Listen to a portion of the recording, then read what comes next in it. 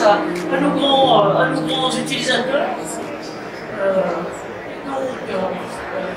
Tout ça sera un peu, si je peux me permettre, les types de questions que je vais vous demander peut-être de regarder, c'est d'abord quels sont les besoins, quelles sont les situations de travail pour lesquelles vous êtes venus à l'utilisation des solutions visuelles, et puis quelles sont vos vigilances dans les conseils pour l'utilisation de ça, et puis après on ouvrira le débat avec vous, qu'on continuera, je dirais, par les moyens d'enquête et autres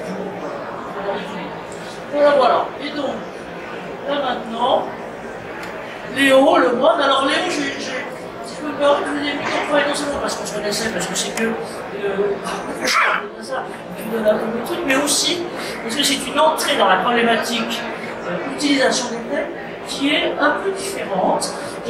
Souvent, on y vient, j'allais dire, à la fois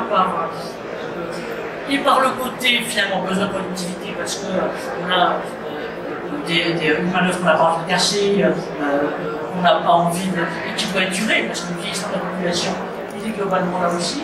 Et vous, si je peux m'arrêter, c'est là que vous allez nous expliquer un petit peu la chose, c'est que vous êtes venu par le côté maintien dans l'emploi et réinsertion dans l'emploi. Donc, une autre optique.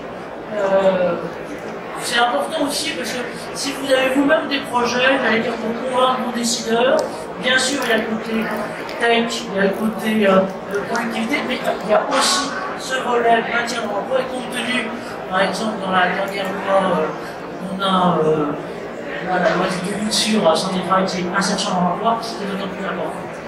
Léo, c'est à vous. Merci, bonjour à tous. Alors en préambule, je ne sais pas si on peut me considérer comme un gourou des exosquelettes, peut-être plus comme un pèlerin qui prend son bâton pour aller prêcher un peu la bonne parole. Surtout en ergonomie, je fais tout de suite la petite aparté, on a souvent tendance à opposer les exosquelettes à l'ensemble des solutions qu'on pourrait, des préconisations qu'on pourrait mettre en place. Je pense que c'est simplement complémentaire. Est-ce que je peux être chiant comme d'habitude? Oui. Oui, ça va. Donc, votre là, et donc vous avez un écran articulé d'autant plus. Très bien. Est-ce que tout le monde m'entend bien? Donc moi je me présente Léo Lemoine, je suis ergonome au sein d'Engie Solutions depuis maintenant 7 ans.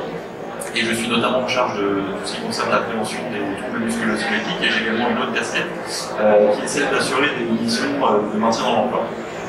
Et à travers une mission handicap, on a nous en interne chez Engie Solutions. Et c'est par ce biais, effectivement, c'est ça qui rend je dirais, de mon côté les choses un petit peu particulières. On est venu à bosser sur les exosquelettes, et avec les exosquelettes. Parce que pour expliquer un petit peu les activités qu'on a dans l'entreprise, nous on est des métiers du CVC, c'est-à-dire chauffage, ventilation, climatisation, et on intervient sur tout type de structure en B2B, c'est-à-dire chez les industriels, dans les bâtiments tertiaires, dans l'habitat public, privé, des piscines, tout ce que vous voulez.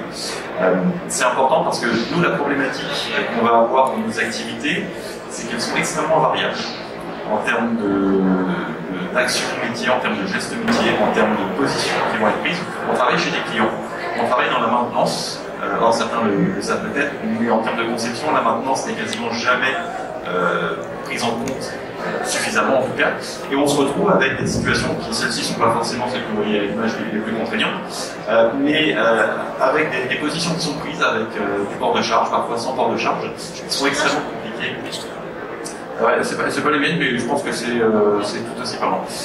Et voilà, nous la problématique qu'on avait, on a commencé à faire un travail justement de recherche sur le volet, on va dire, technique, on est assez naturellement sur les exosquelettes.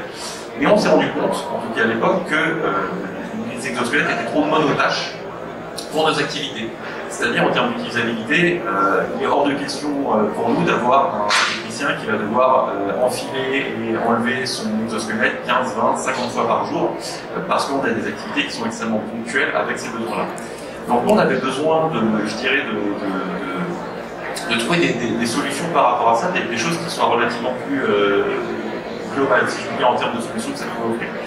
Parallèlement à ça, dans le cadre de la mission handicap, j'ai un nombre relativement important de personnes qui souffrent de pathologies de type lombaire, hernie discale, ce genre de choses, et que je suivais parallèlement sur des études.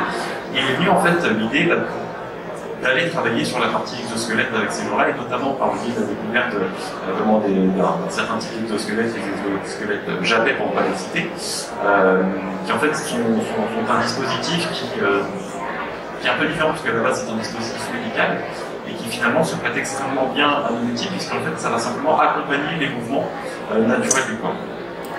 Donc, je vous arrête 30 secondes, mais ça ne sera pas décompté sur votre temps de parole.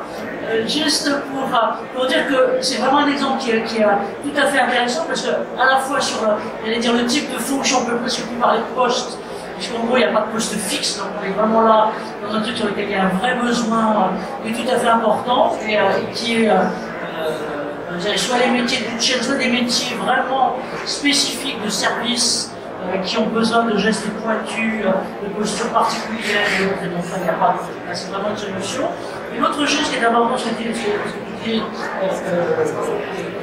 rejoint là, c'est qu'on a une forme de continuité entre les solutions médicales et les solutions, je dirais, de type professionnel.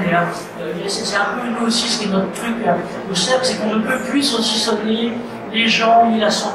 D'un côté, il y a le médical, de l'autre côté, il y a le professionnel, après ça, il y a le familial. Et les enjeux sont les mêmes. Et vous, votre insertion dans l'emploi, enfin maintien dans l'emploi, c'est exactement ça, c'est d'accompagner les gens. À vous, pardon. Tout à fait. C'est exactement ça. Et en fait, dans ce cadre-là, nous, les tests qu'on a mis en place avec ce type d'exosquelette se sont révélés extrêmement satisfaisants dans la mesure, pour résumer très rapidement, en fait, dès les premières minutes d'utilisation, il y a eu, en tout cas sur le premier test, je vous en parle parce que il y a vraiment un côté humain qui est extrêmement fort avec ça. On a quelqu'un qui, tout d'un coup, effectivement, se déride, se défige, et puis finalement qui commence à bouger. Comme d'après ses propres mots, comme il n'avait pas pu bouger depuis plus de 8 ans. Donc on est dans quelque chose qui est assez costaud en termes d'impact que ça peut avoir. Et ce qui fait que finalement cette personne elle est équipée depuis maintenant près de 2 ans et elle utilise ce dispositif au quotidien.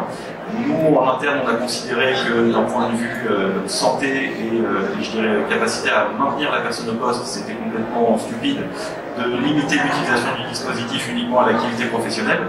Donc moi j'échange régulièrement notamment avec ce collaborateur qui me dit moi je peux grâce à ça utiliser le dispositif pour aller me balader le week-end avec ma femme sans avoir été obligé de me marquer au bout de 15 minutes ou ce genre de choses. Donc il y a vraiment une dimension qui est extrêmement intéressante, je dirais même sur au niveau psychologique, si je puis dire.